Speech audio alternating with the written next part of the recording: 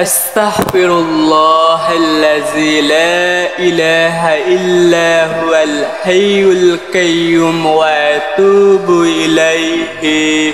لا إله إلا الله محمد رسول الله. لا حول ولا قوة إلا بالله. لا إله إلا أنت سبحانك إني كنت من الظالمين. لا إله إلا الله وحده لا شريك له، له الملك وله الحمد وهو على كل شيء قدير. لا إله إلا الله وحده لا شريك له، له الملك وله الحمد وهو على كل شيء قدير. لا إله إلا الله محمد رسول الله. الله أكبر الله أكبر لا إله إلا الله. الله أكبر الله أكبر ولله الحمد. اللهم إنك عفو تحب العفو فاعف عني.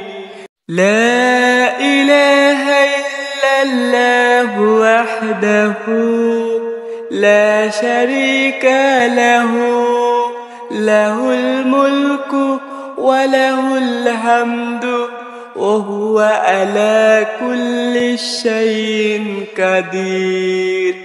لا حول ولا قوة إلا بالله. سبحان الله والحمد لله ولا إله إلا الله والله أكبر. لا إله إلا الله وحده لا شريك له، له الملك وله الحمد وهو على كل شيء قدير. لا حول ولا قوة إلا بالله.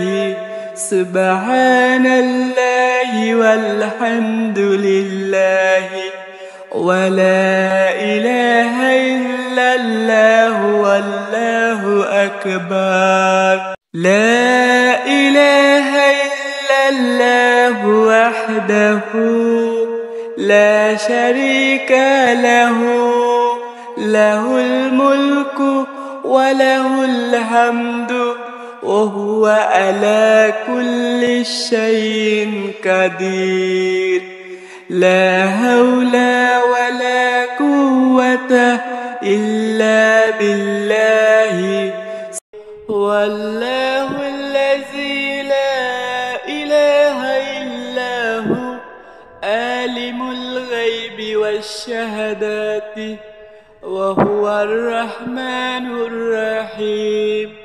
والله الذي لا إله إلا هو الملك القدوس سلام المؤمن المهيمن العزيز الجبار المتكبر. سبحان الله عما يشركون. هو الله الخالق البارئ المصور له الأسماء الحسنى يسبح له ما في السماوات والأرض وهو العزيز الحكيم. আসসালামু আলাইকুম। আপনারা একটি বিষয়ে অবগত জানেন যে প্রাপ্তবয়স্ক ও সুস্থ মস্তিষ্কের প্রত্যেক মুসলিম ও নারী পুরুষ যে 10ই জিলহজ ফজর থেকে 12ই জিলহজ সূর্যাস্ত পর্যন্ত সময়ের মধ্যে প্রয়োজনে অতিরিক্ত নিসাব পরিমাণের সম্পদের মালিক হবে, তার উপর কুরবানি করা ওয়াজিব। কুরবানি প্রথমত হযরত ইব্রাহিম আলাইহির থেকে শুরু হয়েছিল। আল কুরআনের বর্ণিত হাবিল এবং কাবিলের উল্লেখ পাওয়া যায়। হাবিল প্রথম মানুষ যে আল্লাহর জন্য একটি পশু কুরবানি করেন।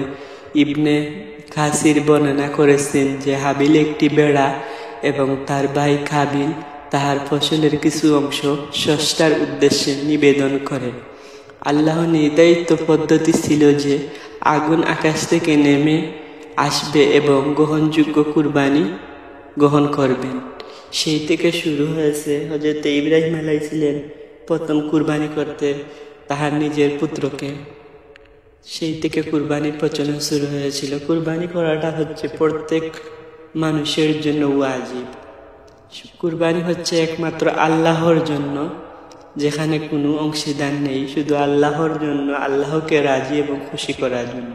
কুরবানি শুধু নিয়ত থাকতে হয় আল্লাহর জন্য, সেখানে আল্লাহ কোনো গোশ রক্ত মাংস গ্রহণ করেননি, শুধু মানুষের তাকওয়া গ্রহণ করেন। কুরবানি করবেন শুধু আল্লাহকে রাজি এবং খুশি করার জন্য। কুরবানির মাংসকে 3 ভাগ করবেন, নিজে রাখবেন এক ভাগ দিবেন আত্মীয় স্বজনকে, 1 ভাগ দিবেন পাড়ার গরিব দুঃখী মানুষদেরকে, যেন তারা খুশি মনে ঈদ করতে পারে। ওয়াল্লাহুল্লাযী লা ইলাহা ইল্লা হু আলিমুল গায়বি ওয়াশ শাহাদাতি ওয়া হুয়ার রাহমানুর রাহিম। ওয়াল্লাহুল্লাযী লা ইলাহা ইল্লা হুয়াল মালিকুল কুদ্দুস সালামুল মুমিনুল মুহাইমিনুল আজিজুল জব্বারুল মুতাকাব্বির সুবহানাল্লাহি আম্মা ইউশরিকুন। হুয়াল্লাহুল খালিকুল বারিউ মুসাব্বিহু লাহুল আসমাউল হুসনা يسبح له ما في السماوات والأرض وهو العزيز الحكيم। আসসালামু আলাইকুম।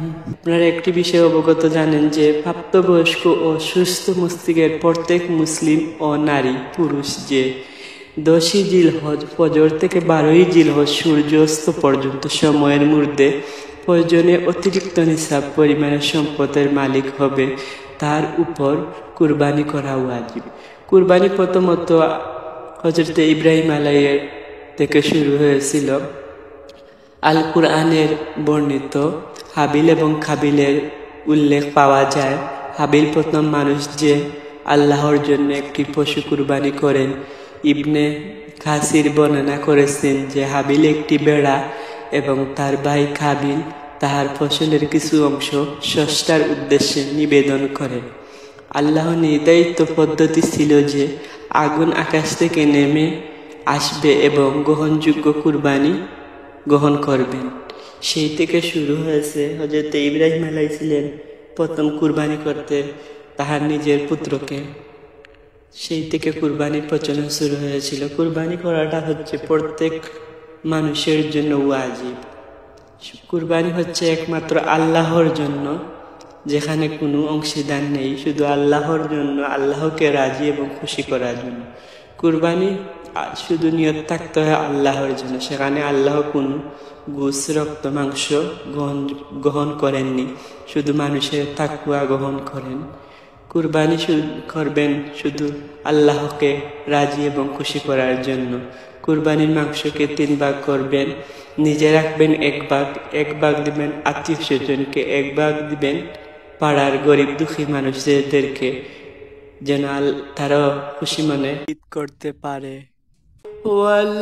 ওয়াল্লাহুল্লাযী লা ইলাহা ইল্লা হু আলিমুল গায়বি ওয়াশ শাহাদাতি وهو الرحمن الرحيم. والله الذي لا إله إلا هو المالك القدوس سلام المؤمن المهيمن العزيز الجبار المتكبر. سبحان الله عما يشركون. هو الله الخالق البارئ المصور له الأسماء الحسنى يسبح له ما في السماوات والأرض وهو العزيز الحكيم. هو الله الذي لا إله إلا هو عالم الغيب والشهادة وهو الرحمن الرحيم. والله الذي لا إله إلا هو المالك القدوس سلام المؤمن المهيمن العزيز الجبار المتكبر. سبحان الله عما يشركون. هو الله الخالق البارئ المصور له الأسماء الحسنى يسبح له ما في السماوات والأرض وهو العزيز الحكيم. أستغفر الله. اللهم اغفر لي يا رب اغفر لي. أستغفر الله الذي أستغفر الله وأتوب إليه. سبحان الله الحمد لله لا إله إلا الله الله أكبر. أستغفر الله. اللهم اغفر لي يا رب اغفر لي. اللهم أجرني من النار. صلى الله عليه وسلم. لا حول ولا قوة إلا بالله. لا إله إلا أنت سبحانك إني كنت من الظالمين. لا إله إلا الله محمد رسول الله. اللهم إني أسألك بأن لك الحمد لا إله إلا أنت المنان بديع السماوات والأرض يا ذا الجلال والإكرام يا حي يا قيوم. أستغفر الله ربي من كل ذنب وأتوب إليه. ولا حول ولا قوة إلا بالله العلي العظيم. اللهم أنت ربي لا إله إلا أنت خلقتني وأنا عبدك وأنا على عهدك ووعدك ما استطعت. أعوذ بك من شر ما صنعت. أبو لك بنعمتك علي وأبو لك بجنبي فاغفر لي فإنه لا يغفر الذنوب إلا أنت. اللهم إني أعوذ بك من عذاب الجهنم ومن عذاب القبر ومن فتنة المحيا والممات ومن شر فتنة المسيح الدجال